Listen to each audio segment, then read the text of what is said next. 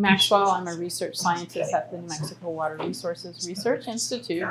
And I wanted to just step back a little bit in this introduction, just a short little introduction, and really think about the role of green infrastructure in the regional dynamics. I'll do it in the context, this is excerpts from a presentation that I've given regarding a large project that's going on in the region right now, and I'm going to hit you guys up for everybody to think about submitting a project to this program, the Drought Resilience Effort Program.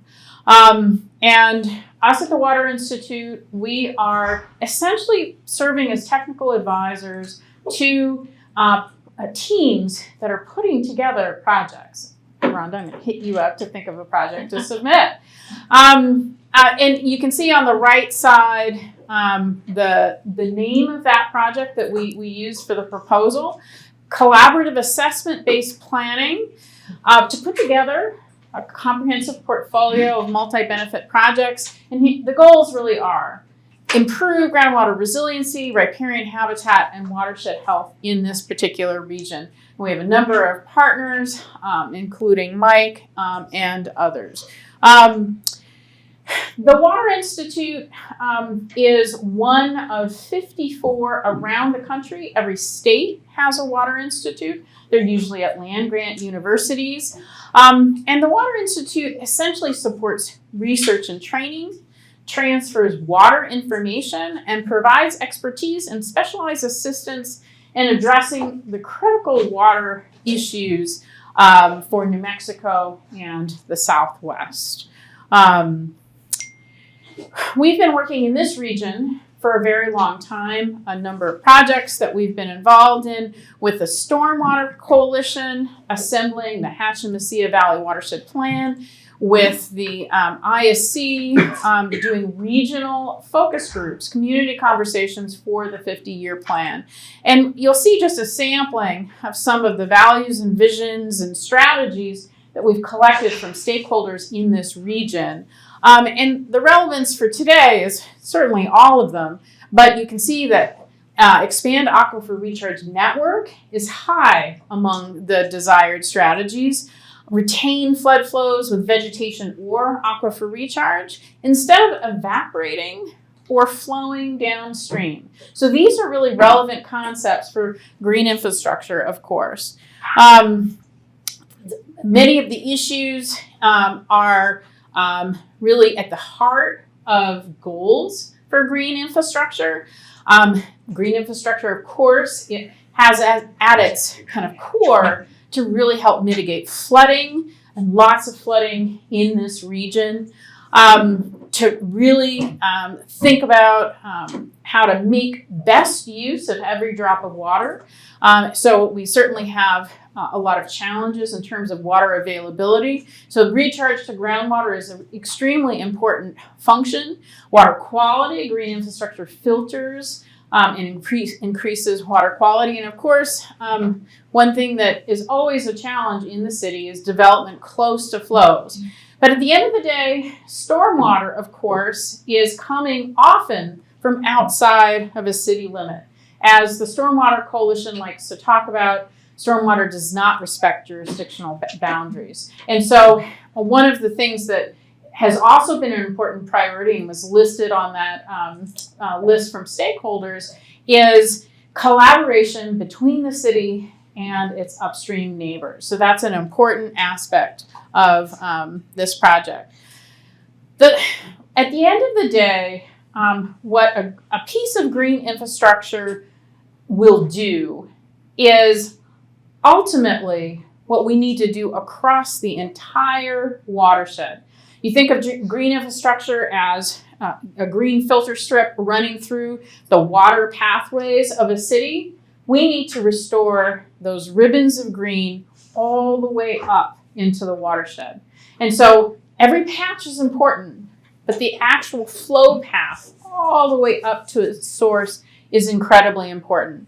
Here you can see flooding and sediment transport into cities is what we call a positive feedback loop. It's not a positive effect, But the positive feedback loop means that the entire dynamic accelerates. You get a high intensity storm, you get high flood volumes and energy that increases erosion. That flood energy scours vegetation. And when you remove vegetation off the landscape, and there's a lot of different reasons why we have diminished vegetation in our upper watersheds, you expose bare soil. The bare soil bakes and it becomes more impenetrable, what we call hydrophobic. And as that water is hitting that bare soil, there's a lot less infiltration.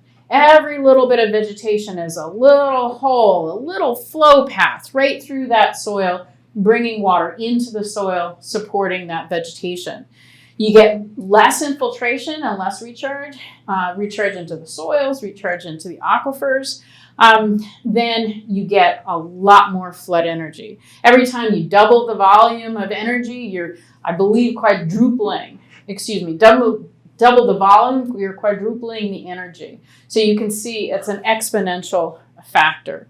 So at the end of the day, when we say we have to restore those pathways, those ribbons of green, the green infrastructure part is incredibly important. Without it, it's a broken path. The second part of this, of course, is recharging water into groundwater. A couple years ago, the New York Times ran this article about, and I think I can run the video. Let's see. Let me try, maybe. Yeah, there we go. So this was a video of the depletion of groundwater aquifers around the country. And of course, the more red, the more depleted the aquifers have become. And this was over 20 years, I think, ending in 2022. Essentially, we know that there's a lot of feedback loops driving groundwater decline. And let me put this back in slideshow. And essentially, the drivers for that, of course, are reductions in supply. Reductions in snowpack. You can see on the left, the larger the red circle, the greater depletion of snowpack, and that's from 1955 to 2022. Increasing temperatures. You're going to get, and like you see on the right, more evaporation and more transpiration. Plants need more water to actually survive. And so those are impacts on supply. But once you have impacts on supply, you then also have impacts on use, because in this area, every little bit of surface water is used by farmers and water users around the region. With less surface water, there's more pumping. In the 50-year water plan, there was a leap ahead report done, and people often average out this figure to say in 50 years, there's an expectation of 25% less surface water over time. You can see the range there in New Mexico. And given the frequency of events, the amount of sediment dumping down into our valleys, our cities, our ditches is projected to at least double. So here's that other feedback loop. When you have less surface water, not only do you have increased reliance on groundwater to make up for that shortfall, but the farmers are not spreading that surface water across the valley and recharging the aquifer. So every little bit of groundwater recharge is going to be one of the most important strategies for society going forward. It is not easy to recharge as much groundwater as we need. It's not easy to make up for that depletion. So every opportunity to create a project, and it usually has to be a collaborative project. You usually can't find individuals having the resources to do it themselves. We need to come together as a society and support those.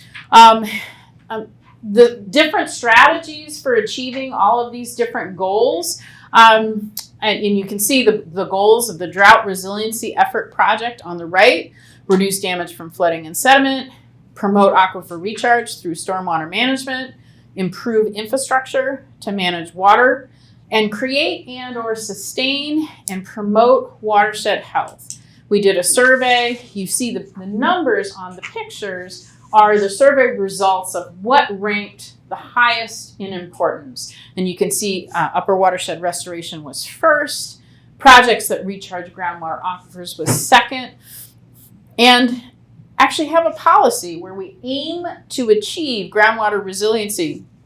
We balance recharge with extraction. An overall policy was third. So lots of different ways that lots of different practices and projects that we need to do in order to achieve those 4 goals on the right. Some other strategies on the second page as well. And so ultimately, the Drought Resilience Effort project is trying to collect lots of projects like we're talking about today. So I'm going to ask that everybody put their thinking caps on and think about projects that you could submit to the Drought Resiliency Effort. We are here to help people team up with each other.